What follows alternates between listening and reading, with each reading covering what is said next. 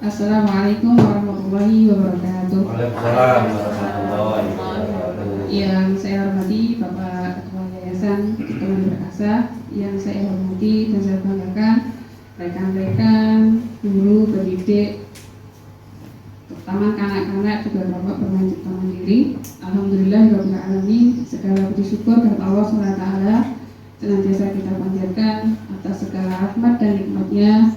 Pada siang hari ini kita diperkenankan untuk bersama-sama belajar dalam memenuhi kewajiban saya sebagai calon guru penggerak, yaitu diseminasi budaya positif calon guru penggerak angkatan 7 Kabupaten Wonogiri di Taman Kanak-kanak Cipta Mandiri, Kecamatan Sewagiri.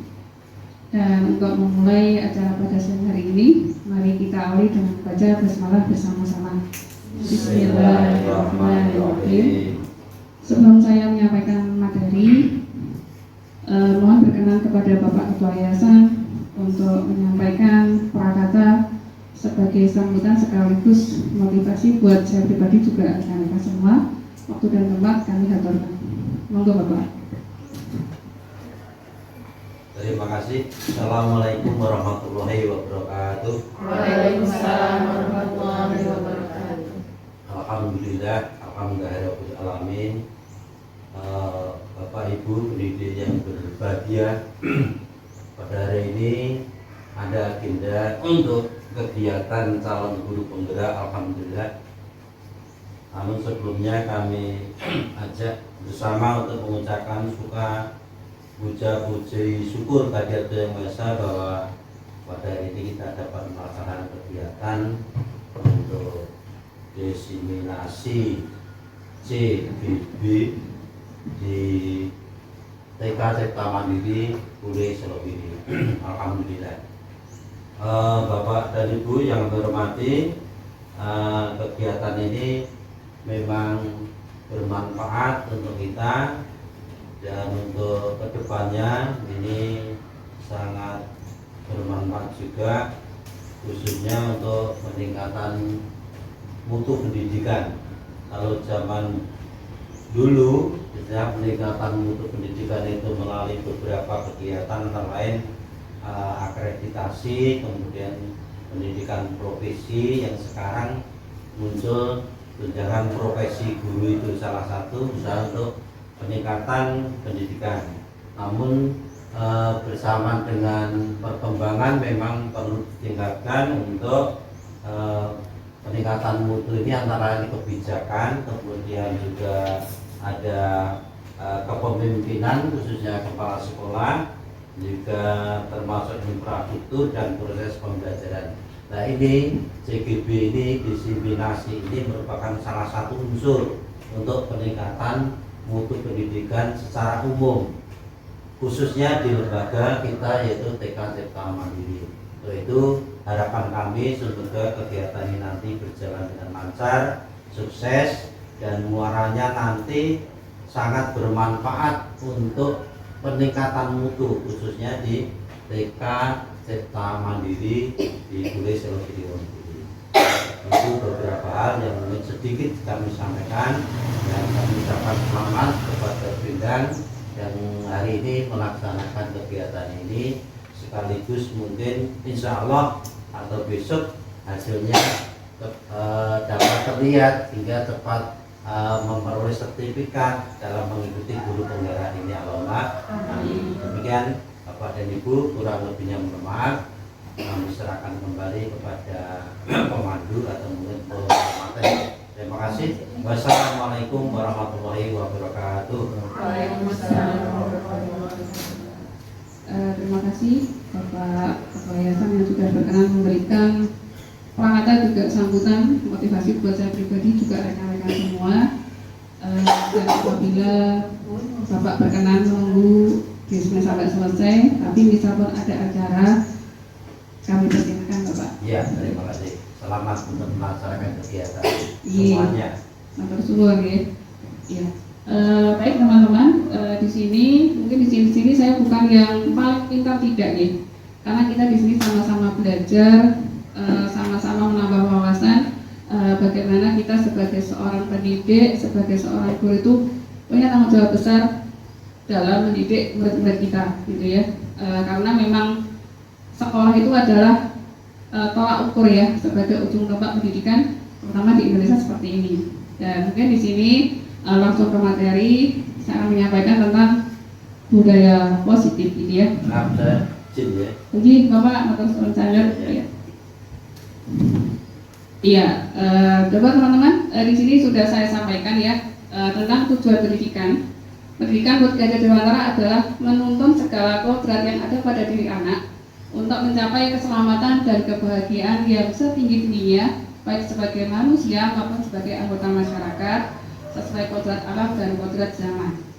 Pendidik hanya dapat menuntun tumbuh atau hidupnya kekuatan kodrat tersebut, namun tidak bisa memperbaiki, namun tidak bisa menentukan ya. Tugas kita hanya memperbaiki lakunya, tapi kita tidak memaksakan bahwa kodrat itu harus sama tumbuh dalam setiap anak didik kita. Dan kodrat alam di sini itu bisa bawaan lahir, kemudian juga kondisi alam, kondisi lingkungan, kondisi ekonomi, itu akan sangat mempengaruhi jalannya pendidikan tersebut, gitu ya. Kemudian kodrat zaman itu adalah mengikuti arus perkembangan zaman ya. Mungkin zaman dulu kita kecil ya, belum ada istilahnya semacam handphone, kemudian belajar pakai laptop itu ya, masih sangat jarang. Apa sudah ada dulu? Belum ya. Nah, kalau sekarang program kita, pendidikan kita yang kita lakukan hanya terpancang pada masa lalu kita, pengalaman kita, ya sudah ya, kita akan ketinggalan zaman ya. Apalagi kalau kita saat ini di tengah perkembangan zaman itu memang seorang guru itu harus benar-benar meningkatkan kemampuannya, begitu ya. Kemudian di sini Gajah Dewantara menyebutkan ya, bahwa tugas kita sebagai pendidik itu hanya menuntun laku anak ya. Kita hanya menuntun, oh mungkin dari sekian murid kita itu pasti punya karakter yang berbeda-beda. Betul? Ya, cita-citanya, hobinya, kesukaannya, favoritnya, minatnya juga berbeda. Ya, jadi kita hanya menuntun. Jadi kita tidak bisa memberikan satu materi. Ini ya anak-anak kita kerjakan. Apakah nanti kita bisa menentukan hasilnya itu harus sama? Bisa atau tidak teman-teman? Tidak. Jadi memang kita hanya menuntun lakunya. Kita tidak bisa memaksakan gitu. Next, lanjut. Iya. Di sini apakah Bapak atau Ibu guru setuju dengan pernyataan ini? Yang pertama, hukuman dapat mendisiplinkan anak. Setuju atau tidak?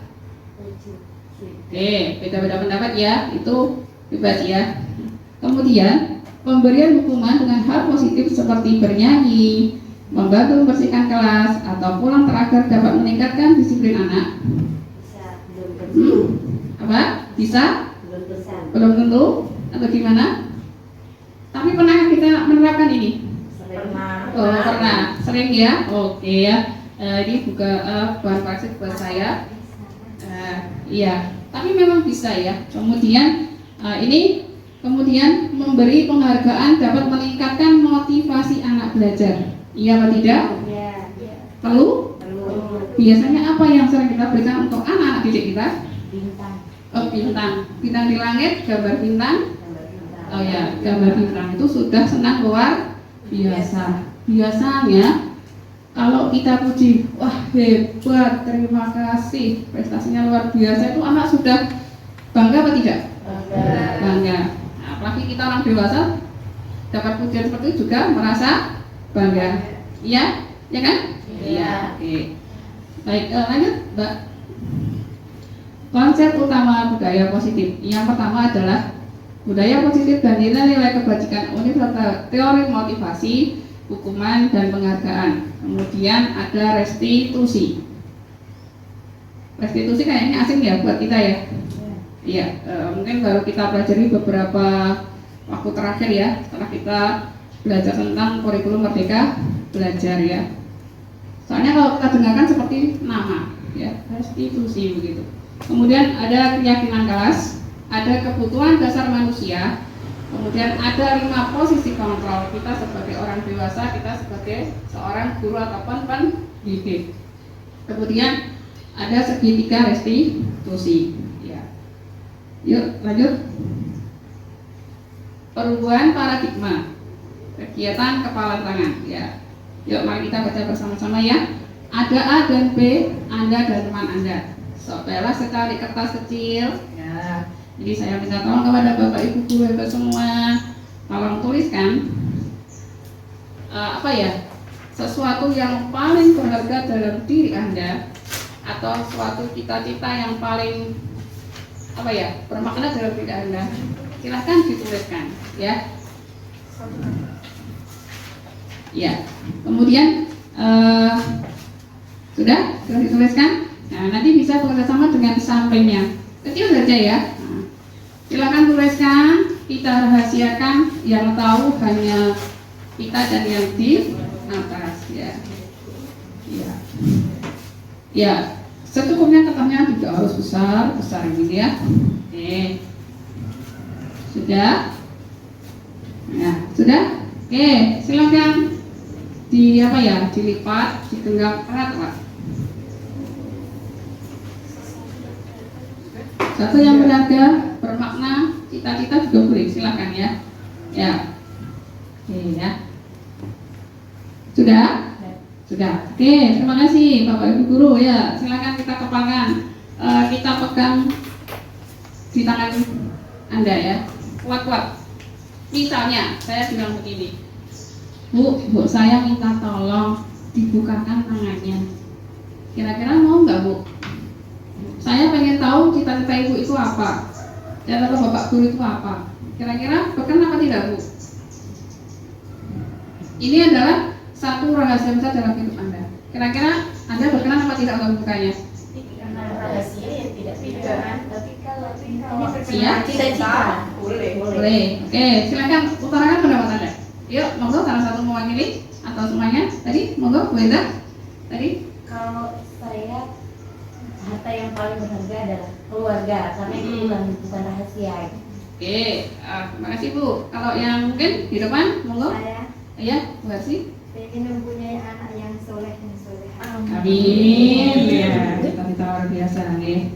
Tapi misalnya itu panjenengan tidak berkenan membukanya.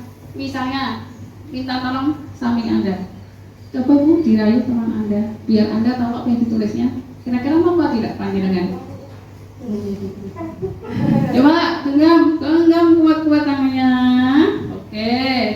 Silakan sampingnya berusaha membuka sekuat-kuatnya. Ayo sampingnya. Oh, yang paling depan tidak punya teman ya. Oke. Silakan Bu Siti atau Bu Nur, silakan coba. Cuma Bu Nadia sama Bu Lilis sama Bu Endah, silakan. Jika Anda memang tidak niat berkenan membukanya, kira-kira itu bisa atau tidak? Tidak. Sekuat apapun rayuan di sekitar kita, godaan sekuat apapun, tergoda apa tidak? Tidak. Ya. Itulah satu keyakinan. Itulah satu nilai kebajikan. Nah, itu satu pemahaman buat kita semua ya, bahwa memang yang namanya prinsip hidup, kemudian cita-cita itu tergantung pada bagaimana kita menentukan ya, karena kita tuh merdeka dalam arti kita punya hak untuk menentukan apa yang kita inginkan dan kita mengusahakan untuk meraihnya. Next. Ya, perubahan paradigma teori kontrol. Nah, di sini ada evolusi kontrol ya. Yang pertama, itu guru mengontrol murid. Karena Bu, kita berpikir seandainya aku bisa mengontrol muridku ya. Apalagi kalau guru anak usia dini luar biasa ini murid-murid kita tahun ini banyak keluh kesahnya tidak Ibu guru? Ya. Banyak keluh kesahnya? Ya. Masing-masing kelas punya PR ya pasti ya? Ya. Iya. Mungkin harapan kita seandainya mereka tuh punya karakter yang sama, terus kita bisa mengontrol mereka sepenuhnya, alangkah bahagianya kita. Iya atau tidak? Ya. Oke. Kemudian ilusi bahwa kritik dan membuat orang merasa bersalah dapat menguatkan karakter. Pernahkah kita secara tidak sengaja ini mempraktekkan pada adik didik kita? Kita tidak memarahi, cuma kita menimbulkan ada perasaan bersalah kepada anak. Misalnya kita biasanya sama anak itu sering ngobrol, kemudian kita sering cerita. Nah, suatu saat anak itu melakukan kesalahan, terus kita diam 1000 bahasa, no komen, no kritik, no apa-apa. Kira-kira anak itu nanti akan merasa bersalah apa tidak? Iya. Ini pernah terjadi di kelas saya begitu ya. Biasanya anaknya dekat dengan saya atau partner saya, suatu saat dia membuat kesalahan fatal begitu. Kemudian saya mencoba mendiamkan. Nah, teman-teman sekelas itu ternyata juga ikut. Tiba-tiba dia menangis gitu ya. Jadi pada dia seorang laki-laki. Itu secara tidak langsung adalah kita membuat merasa bersalah kepada diri anak. Oke. Kemudian ini ilusi bahwa semua penguatan positif efektif dan bermanfaat. Gimana Bu? Iya, oke ya. Kemudian ilusi bahwa orang dewasa memiliki hak untuk memaksa. Seringkah kita lakukan? Sering ya. Mungkin tidak sengaja tapi terlalu sering kita lakukan. Nah, ini buat koreksi buat saya pribadi juga, kita seorang guru. Next. Ya. Perubahan paradigma stimulus respon teori kontrol. Siapa sesungguhnya yang memiliki kontrol? Nah, ini ada stimulus respon, ada teori kontrol.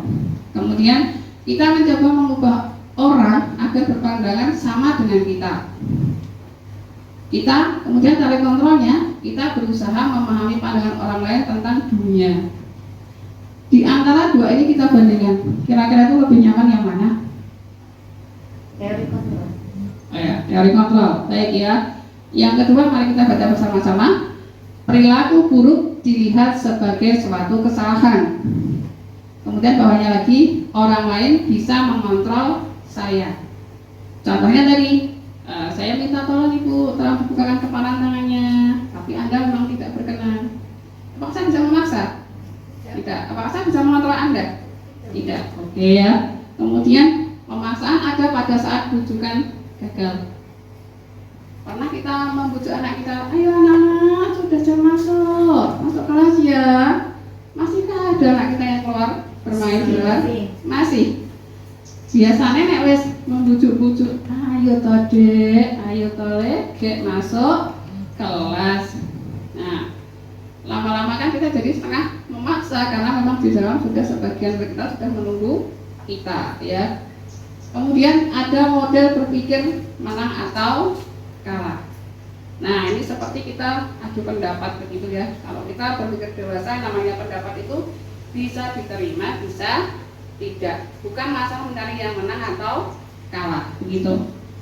Nah, kemudian teori kontrol di sini kita bandingkan ya. Perilaku buruk tadi, ada semua perilaku memiliki tujuan. Ya, mungkin kita sebagai orang dewasa tidak sengaja begitu ya, dalam berperilaku sesuatu itu kita punya tertentu. Misalnya kita mau menegur anak, tapi kok anak kok tidak paham, kita pura-pura diam begitu misalnya. Kemudian ini hanya Anda yang bisa mengontrol diri Anda. Contohnya tadi sudah saya sampaikan dalam mengepal kertas tadi ya. Kemudian Anda tidak bisa mengontrol orang lain begitu. Kolaborasi dan konsensus menciptakan pilihan-pilihan baru. Kemudian model berpikir menang dan menang begitu. Baik, next. Apa pengertian budaya positif? Mungkin ada yang mau berpendapat, silahkan. Kita tunggu. Ya, apa pengertian budaya positif? Nah, ini ada gambar Bapak Udikan kita ya, Ki Hajar Dewan Tara. Lanjut. Nah, pemahaman budaya positif. Nilai-nilai keyakinan dan kebiasaan di lingkungan sekolah yang berpihak pada murid untuk mengembangkan pribadi yang berpikir kritis, penuh hormat dan memiliki rasa tanggung jawab sesuai dengan profil pelajar Pancasila. Kalau kita bicara tentang profil pelajar Pancasila, itu adalah cita-cita pendidikan di Indonesia saat ini, gitu ya. Apa saja profil pelajar Pancasila? Silakan berpendapat. Ada yang mungkin di antaranya? Gotong royong, terus mandiri. Oke, kritis. Oke, yuk kita buka slide selanjutnya. Nah, nanti ada pembahasan di berikutnya ya. Kemudian nih, apa yang dimaksud dengan nilai kebajikan? Yuk, nah ini nilai kebajikan adalah seperti ini ya. Nilai kebajikan adalah sifat positif manusia sebagai tujuan mulia yang ingin dicapai setiap individu. Nilai-nilai tersebut bersifat universal, lintas bahasa, suku, bangsa, agama maupun latar belakang ekonomi dan sosial. Jadi nilai kebajikan itu sifatnya menyeluruh gitu ya. Kita tidak memandang itu agamanya apa, sukunya apa, kemudian latar belakang sosialnya gimana, ekonominya bagaimana, keluarganya bagaimana, itu kita tidak memandang itu, tapi kita membahas tentang nilai kebajikan ya. Jadi sifat positif manusia, setiap manusia pasti punya nilai positif gitu ya. Kemudian di balik kelebihan pasti juga ada nilai negatif ya. Jadi ini satu pembahasan buat kita semua, apalagi kita di sini adalah guru pendidikan guru anak usia dini begitu ya. Adalah perlu kolaborasi bersama ya, adanya kerjasama, saling memahami dan lain sebagainya. Kemudian nilai kebajikan yang diyakini seseorang akan membangun motivasi intrinsik dari dalam yang akan menggerakkan guna mencapai tujuan mulia yang diinginkan. Ini pendapat Diana Gosen pada tahun 1998 begitu. Motivasi intrinsik itu adalah muncul dari dalam diri kita pribadi. Jadi ibaratnya seperti ini. Saya mau dipuji, saya mau dilihat, saya mau dinilai orang ataupun tidak, ini adalah motivasi saya bahwa saya tetap akan melakukan begitu ya. Kemudian ini tujuan dari nilai kebajikan yang ingin dicapai oleh setiap anak Indonesia terangkum dalam profil pelajar Pancasila yang meliputi, mari kita baca bersama-sama, beriman pada Tuhan Yang Maha Esa dan berakhlak mulia, ya, berdiri, kritis, berkebinekaan global, bergotong royong, kreatif. ya, insya Allah inilah cita-cita kita bersama ya, kita berusaha untuk mewujudkan gitu ya. Lanjut ya, teori motivasi perilaku manusia. Nah, untuk menghindari ketidaknyamanan atau hukuman, apa yang akan terjadi apabila saya tidak melakukannya? Misalnya mungkin ini bisa diterapkan pada anak-anak. Misalnya anak-anak pada hari Senin kita upacara bendera ya, jangan lupa pakai sepatu gitu ya. Nah, namanya anak-anak kadang orang juga lupa, kadang tidak pakai sepatu. Pasti ada kan gini, Bu Guru, aku lupa tidak pakai sepatu. Kira-kira nanti jawab kita bagaimana? Memaklumi ya. Oh iya, ya. Kemudian ini untuk mendapatkan imbalan dari orang lain atau institusi, apa yang akan dapatkan apabila saya melakukannya? Nah, ini yang saya sampaikan tadi tentang penilaian, ujian ya. Orang Jawa itu dilem gitu ya, dilem di alam bono seperti itu. Nah, karena kita adalah institusi resmi gitu ya, lembaga pasti setiap lembaga itu punya aturan, punya tata tertib yang harus dilaksanakan oleh semua warga sekolah tersebut. Nah, misalnya seperti ini. Misalnya pada hari Senin dan hari Selasa, Bapak Ibu guru wajib menggunakan pakaian kaki.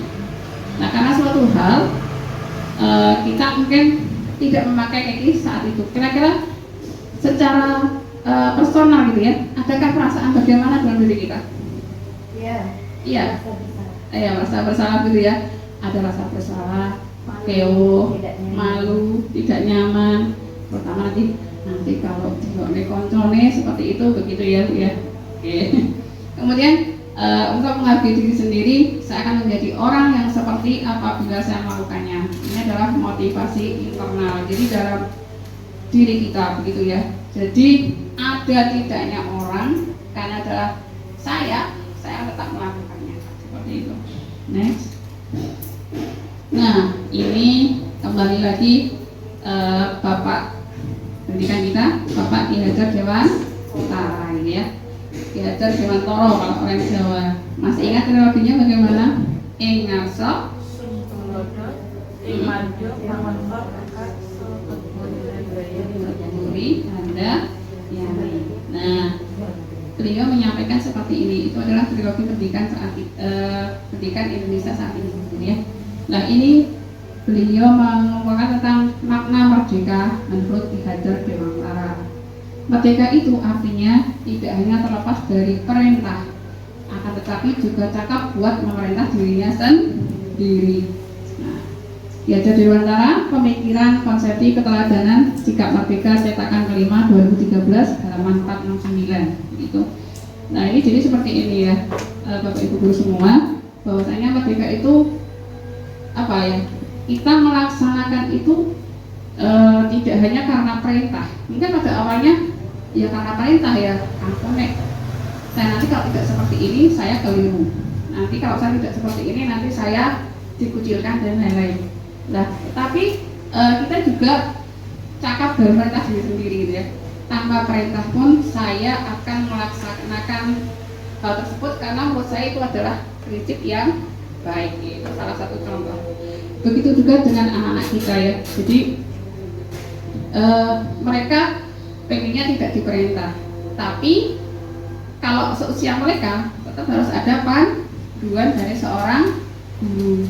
Jadi ketika mungkin kita memberi anak-anak, hari kita mewarnai ya gambar tanaman. Tanaman itu biasanya warnanya apa?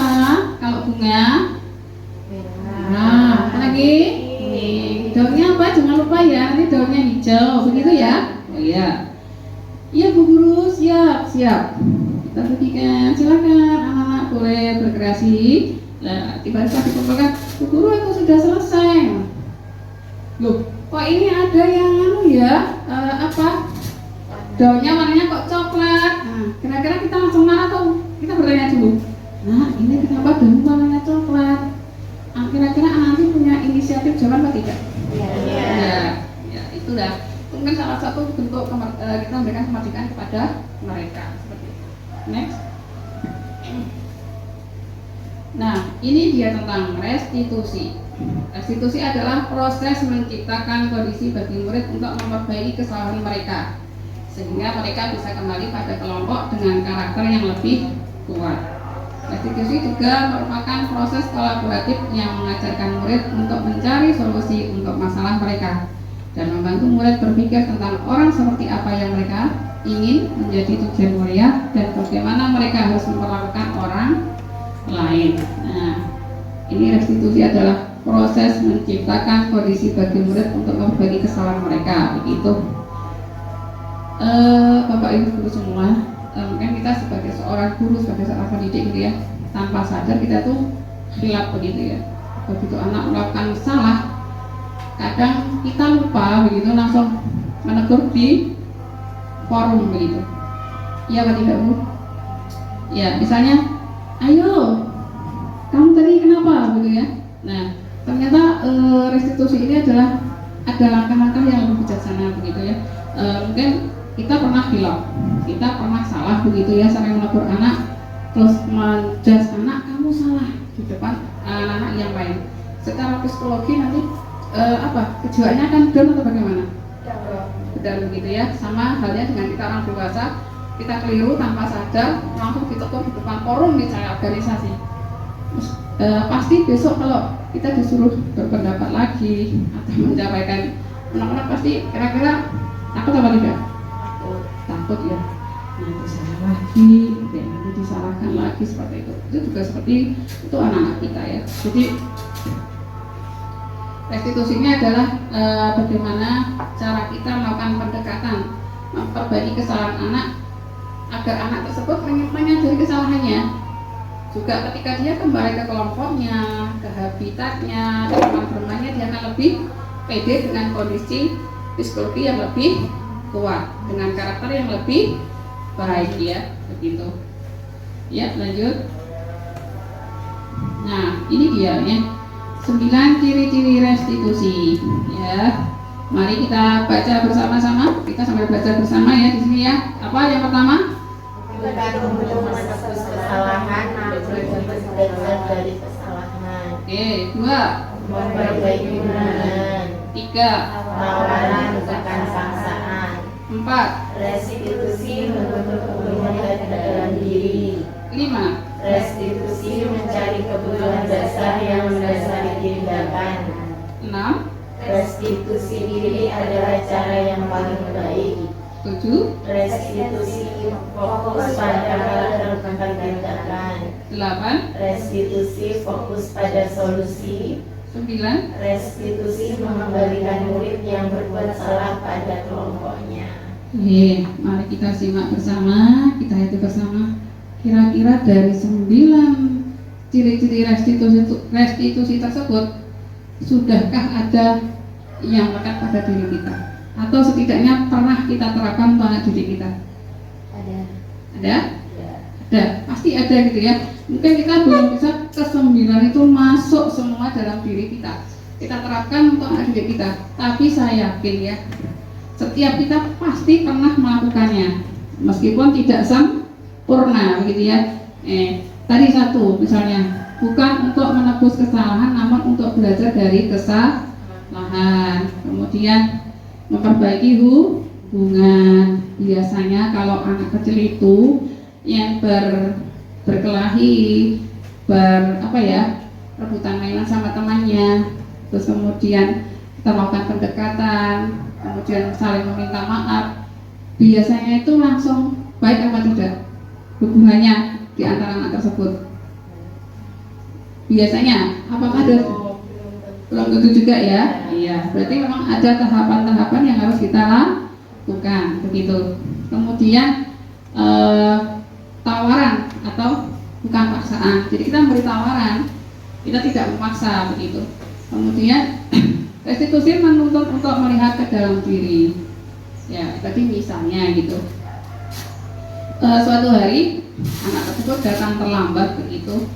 Padahal terlambatnya sudah agak lama begitu, sudah 8:30, padahal kita masuknya jam 8 kurang. Mungkin saat itu ketika anak tersebut apa kita langsung Assalamualaikum guru gitu, Waalaikumsalam gitu, oh silahkan masuk gitu. Apakah kita langsung kenapa kamu terlambat? Enggak begitu ya Bu ya? Begitu enggak? Apa mungkin silakan duduk dulu begitu ya. Nah mungkin beda lagi ketika ini kasusnya ini untuk anak dewasa ya. Mungkin kalau anak murid kita yang masih PAUD, biasanya itu kalau terlambat orang tua konfirmasi, maaf Bu guru hari ini Anda berangkat terlambat karena suatu hal begitu. Jadi kita udah antisipasi gitu. Lalu saya anak duduk, kamu tadi kenapa terlambat? Nah, baru kita ambil kesempatan untuk bercerita. Tentulah ini beda ketika itu berlaku untuk anak dewasa ya, sudah SD, SMP, SMA nih. Terlambat lagi. Kamu tahu nggak sih aturan sekolah ini masuknya jam berapa? Jadi begitu ya. Beda pendekatan antara anak usia dini dengan anak yang sekolahnya itu lebih tinggi, pendekatannya berbeda begitu. Itu contohnya. Kemudian restitusi mencari kebutuhan dasar yang mendasari tindakan. Ya.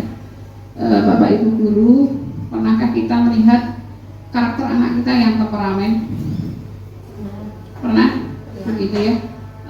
Mungkin dikit-dikit sama temannya marah, dikit-dikit sama temannya merebut mainan, dikit-dikit mukul gitu ya. Mungkin 1-2 kali kita hanya merebut seperti ini. Mau mukul itu kira-kira bagus apa tidak gitu ya. Paling tidak begitu. Nah, ternyata di balik itu kita itu perlu mencari satu alasan kenapa kok anak ini temperamen ya. Kenapa kok anak ini kok suka merebut mainan temannya.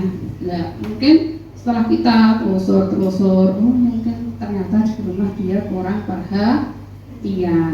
Jadi di sekolah dia cari ulah biar diperhatikan sama temannya, sama gurunya. Nah, ini ya. Dan saya yakin gitu ya, setiap kelas punya PR gitu ya, termasuk kelas saya sendiri juga ada PR. Kemudian saya juga sering mengamati dari murid teman-teman semua itu PR kita ternyata banyak begitu. Kemudian restitusi diri adalah cara yang paling baik.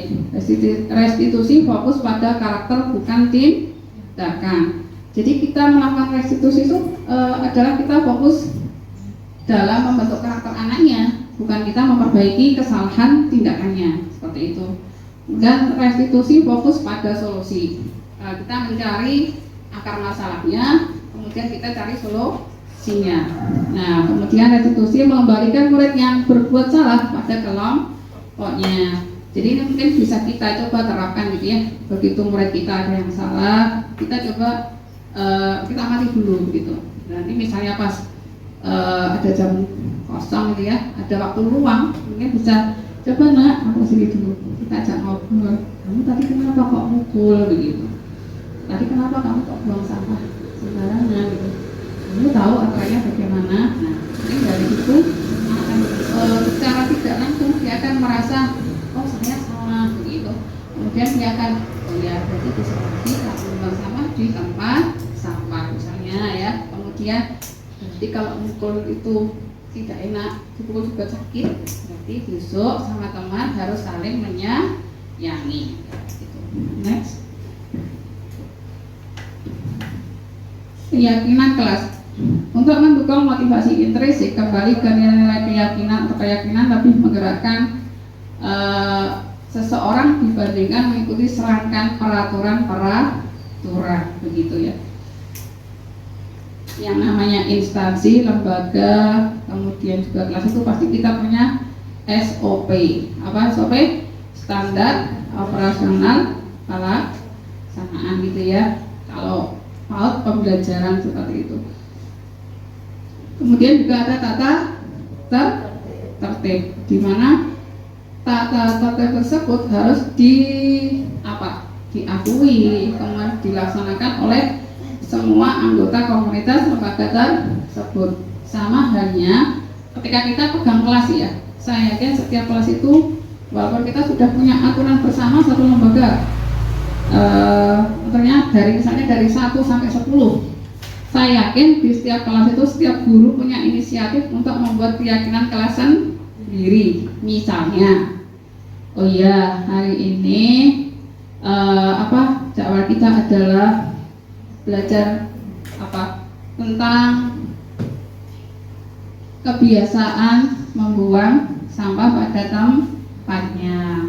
Oh berarti nanti ketika kita mau makan, anak-anak kita kumpulkan, kita siapkan satu tempat sampah yang ukurannya standar begitu, semua sampah dikumpulkan di situ. Oh iya, biar semuanya taat pada aturan ya dan terbiasa melakukan hal yang baik. Besok kita jadwal ya piketnya yang membuang sampah di tempat sampah di luar. Ya, itu satu bentuk keyakinan, ada aturan bersama begitu.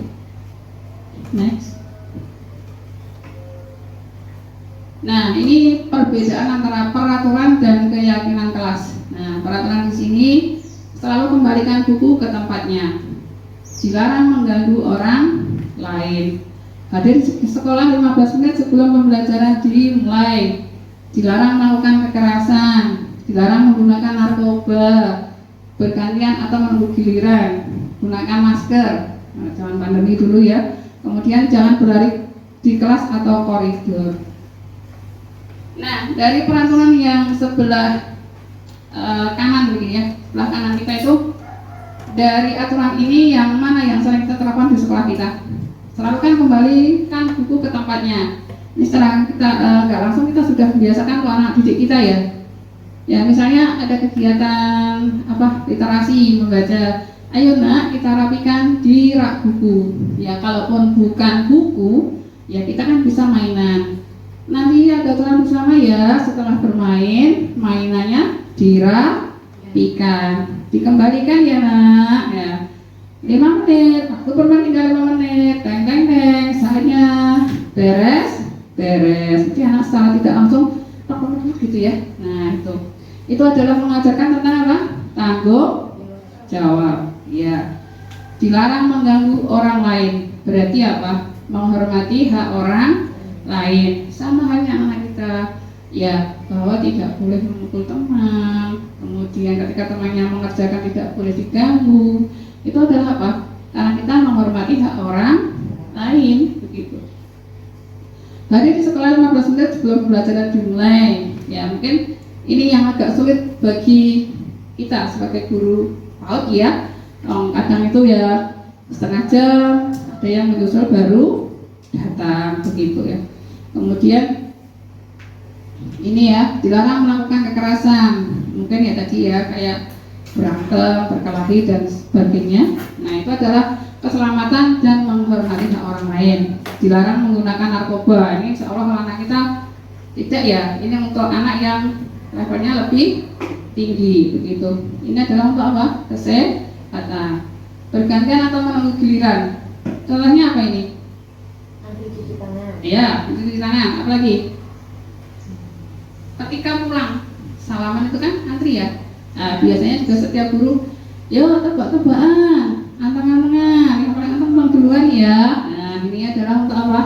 Menghormati hak orang lain sama latihan bersabar. Nah, kemudian gunakan masker ini mungkin kalau sekarang tidak begitu ketat ya. Ini waktu pandemi kemarin memang diterapkan di semua instansi termasuk lembaga sekolah. Ini adalah untuk kesehatan dan keselamatan bersama. Nah, ini adalah jangan berlari di kelas atau koridor ya di kelas ya. Tapi kalau untuk anak PAUD kira-kira anak-anak duduk anteng, nggak boleh lari-larian. Kira-kira bisa apa nggak dalam waktu setengah jam? Tidak bisa. 5 menit itu adalah hal yang istimewa ya. Ibu guru baru diam, tinggal di sini, sana udah, begitu ya.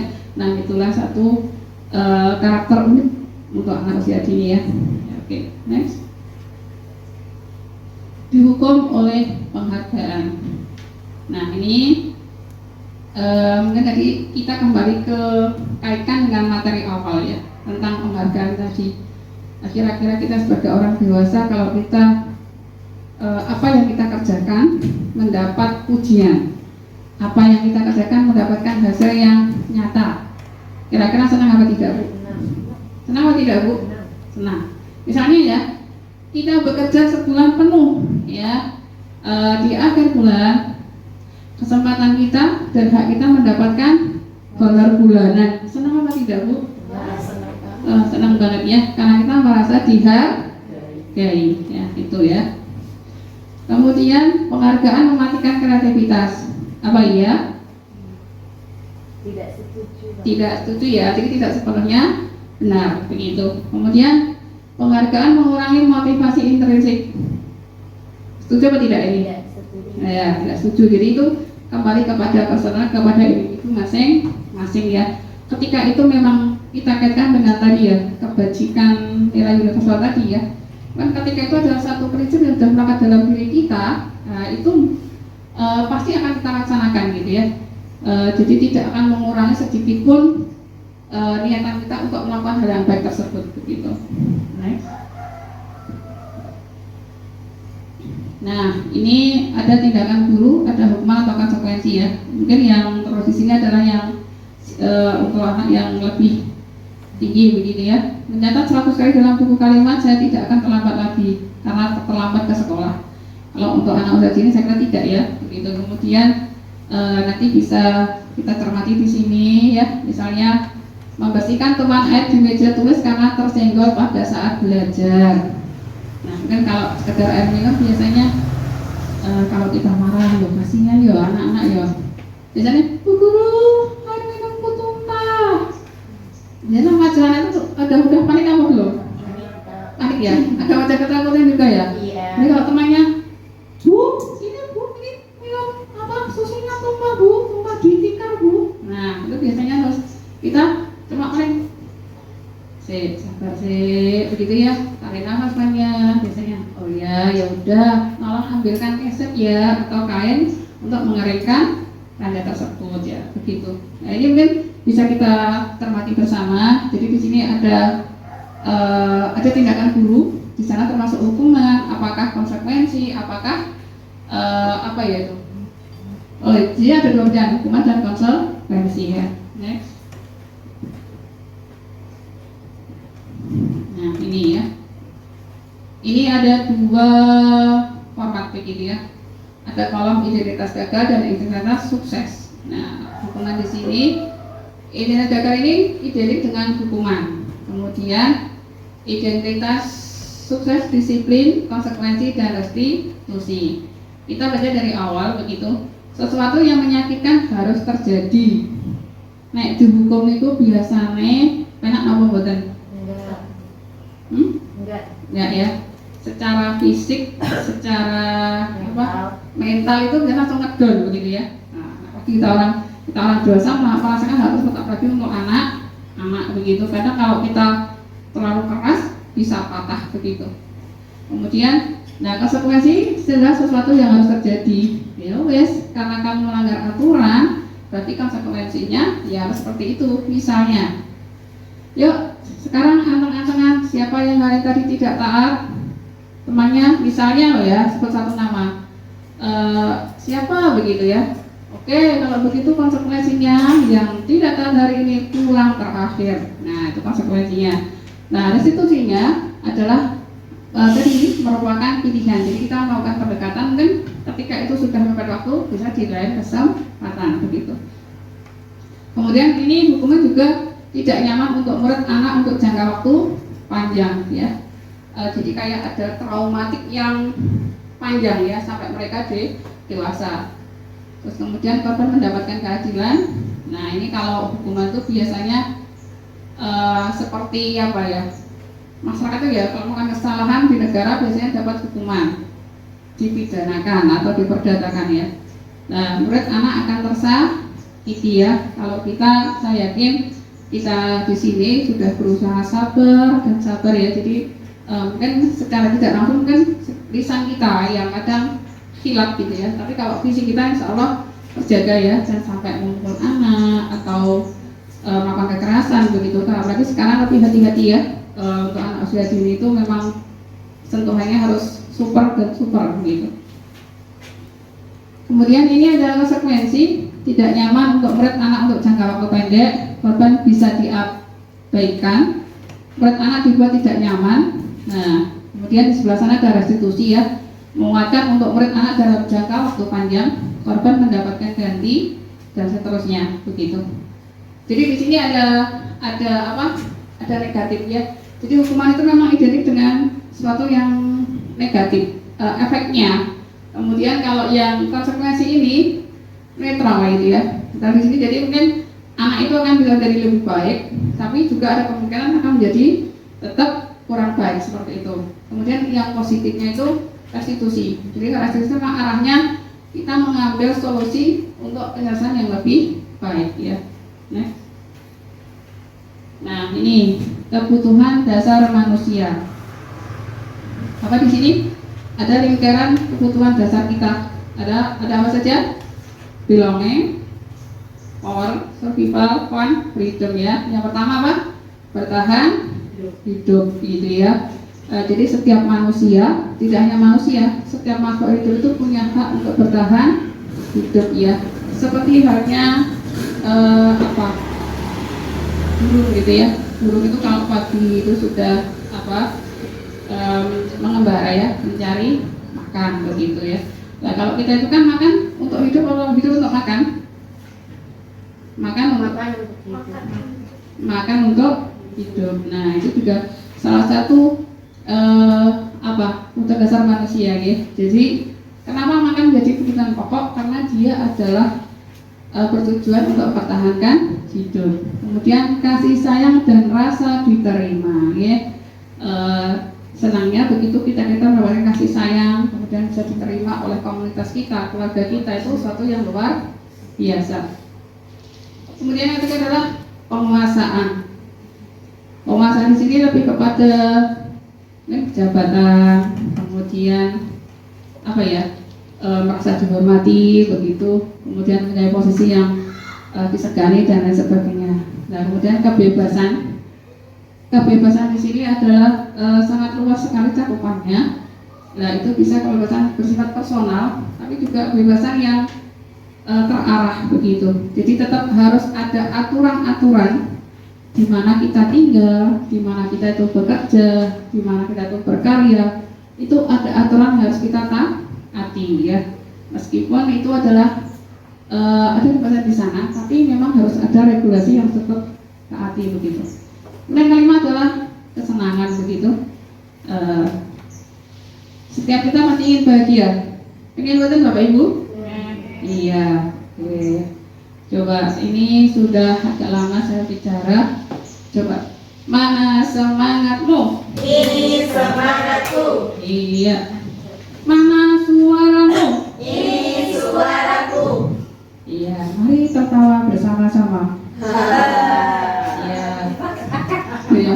Ternyata lurus ya. Tertawa di mana itu beda ketika itu tertawa yang lepas karena benar-benar bahagia.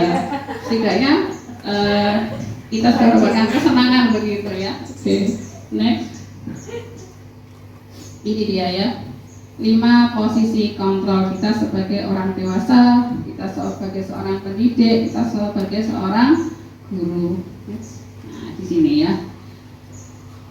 Nah, identitas gagal. Nah, di sini ada motivasi, identitas gagal, identitas berhasil atau sukses, identitas berhasil atau sukses. Di sini ada ternyata 2 gitu ya. Jadi menghindari hukuman, mengharapkan imbalan atau ketergantungan pada orang lain, menghargai diri sendiri. Nah, ini guru berbuat begini. Misalnya kalau sebagai seorang penghukum ini menghadap menunjuk-nunjuk, menyakiti, menyindir. Kamu jangan bujang terus, misalnya ya. Kemudian kalau membuat orang rasa bersalah, berceramah dan mengatakan seharusnya kamu itu seperti ini. Ibu guru kecewa dengan kamu. Nah, dan seterusnya gitu. Nah, kalau sebagai teman membuatkan alasan-alasan untuk muridnya, kemudian sebagai pemantau menghitung dan mengukur. Yang terakhir adalah manajer, ini adalah posisi yang paling bagus ya, mengajukan pertanyaan. Nah, dari sekian ini kita 5 posisi kontrol ya, ada penghukum, ada membuat orang rasa bersalah, sebagai teman, sebagai pemantau, sebagai manajer. Kira-kira mana yang sering kita lakukan tanpa sadar? Bagaimana? Nah, ini ya. Mungkin sekarang nggak langsung dalam kita mendidik anak kita ya, apalagi anak usia dini ini, 5-5-nya pernah kita lakukan, iya atau tidak? Iya, pernah kita lakukan ya. Jadi memang setiap anak itu karakternya berbeda. Jadi kadang pendekatan kita itu juga berbeda. Nah, ini mungkin ada kalanya kita sebagai penghukum, ada kalanya kita membuat anak itu merasa bersalah begitu. Mungkin kita sebagai teman.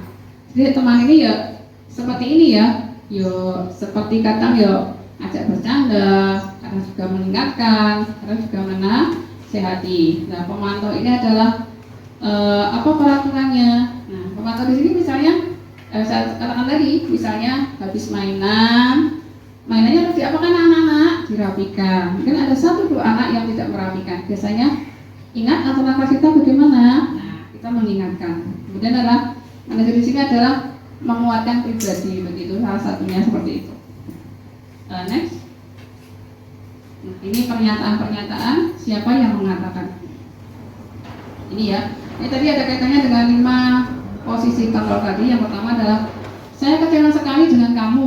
Nah, ini kira-kira apa? Yang dihasilkan tadi apa? Yang mengatakan ini siapa kira-kira? Pembuat orang merasa bersalah ya. Kemudian kamu tidak pernah benar melakukannya. Apa? Sebagai penghukum. Nah, biasanya kalau anak itu salah lagi begitu ya. Nah, ini mungkin saya secara pribadi tidak sengaja ngomong pada anak saya yang besar itu, kok salahku lagi toh bu. Nah, seperti itu ya. Karena mungkin di sini kita sebagai penghukum secara tidak sadar ya, meskipun bukan hukum pidana ya, tapi karena namanya manusia begitu ya, karena kita khilaf begitu.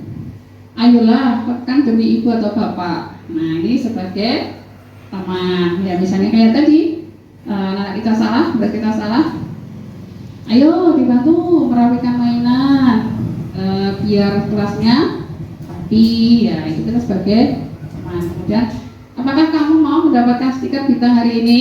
Mau tidak Bapak Ibu Guru? Mau. Ini sebagai pemantau ya. Jadi kita mengamati kalau anak sekiranya keluar dari jalur, kita ingatkan. Kemudian bagaimana kamu bisa menyelesaikan masalah ini sebagai manajer ya. Manajer itu berarti kayak pemimpin. Jadi sebelum kita menjudge seseorang, kemudian mengharap seseorang itu melakukan perbaikan, kita harus tahu kesalahan dia itu apa. Yang bersangkutan merasa bersalah dulu, kemudian kita memberi kesempatan untuk memperbaiki, ya begitu. Kemudian yang terakhir, kamu selalu yang paling terakhir. Kira-kira apa ini sebagai buku? Hukum. Kamu hari ini tidak taat, kamu mukuli teman, kamu tidak merapikan mainan, kamu buang sampah di tempatnya. Berarti hari ini kamu pulang terakhir. Berarti apa tuh? Bang hukum. Kira-kira itu kalau satu anak disebutkan semua kesalahannya dalam satu hari, kira-kira ngedon apa tidak? Besok sekolah apa tidak jadi pertanyaan. Ini ya. Next. Nah ini dia segitiga restitusi. Restitusi adalah proses menciptakan kondisi bagi murid untuk memperbaiki diri agar dapat kembali ke kelompoknya dengan karakter yang lebih baik dan kuat. Fokusnya bukan melihat kesalahan, tapi mencari solusi. Ya, di sini bisa kita amati bersama. Jadi dalam tahapan restitusi itu ada menanyakan keyakinan kelas dulu. Ya, kemudian menstabilkan identitas. Kemudian memvalidasi kebutuhan anak. Jadi ada tahapannya ya. Restitusi itu kita menanyakan keyakinan dulu. Nah, kenapa kamu melakukan hal ini? Kamu tahu aturan kelas kita bagaimana? Nah, misalnya anak pertama. Kemudian yang kedua, ya sudah, ibu memaklumi kesalahan kamu, tapi ibu guru minta tolong besok tidak diulang. Kemudian validasi kebutuhan juga ya. Jadi misalnya ya, anak-anak ini kok sering datang terlambat, kenapa begitu? Ternyata mungkin di rumah orang tuanya itu repot, buru-buru bekerja, atau mungkin dia punya adik kecil, jadi perhatiannya itu terbagi-bagi gitu. Next.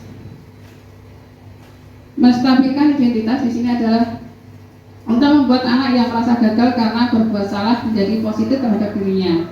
Nah, ini guru berkata, berbuat salah itu hal yang manusiawi. Tidak ada manusia yang sempurna.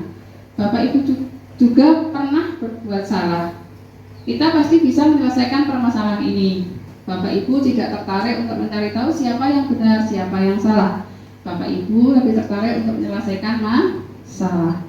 Kalau kamu menyalahkan dirimu sendiri terus-menerus, apakah kamu bersikap baik pada dirimu sendiri? Nah, ini mungkin yang poin yang keempat ini ya. Bapak Ibu tidak tertarik untuk mencari tahu siapa yang benar atau salah. Misalnya kayak apa? Kita mendamaikan anak didik kita yang rebutan mainan, saling pukul, naas dua-duanya. Kira-kira saat itu kita menyalahkan siapa? Mencari dulu ya, ditanya dulu ya biasanya ya. Oh iya, jadi kita mencari dulu, terus kemudian nanti ujungnya apa? Ujungnya kita memberikan saran begitu ya. Kalau berteman itu harus saling menyayangi, tidak boleh saling menyakiti dan seterusnya gitu. Nah, kalau kamu menyalahkan dirimu sendiri terus-menerus, apakah kamu bersikap baik pada dirimu sendiri? Nah, samanya kita sebagai orang dewasa pernah melakukan kesalahan di masa lalu. Kalau kita terpanjang pada kesalahan itu terus-menerus begitu ya, apakah kita punya solusi untuk masa depan kita?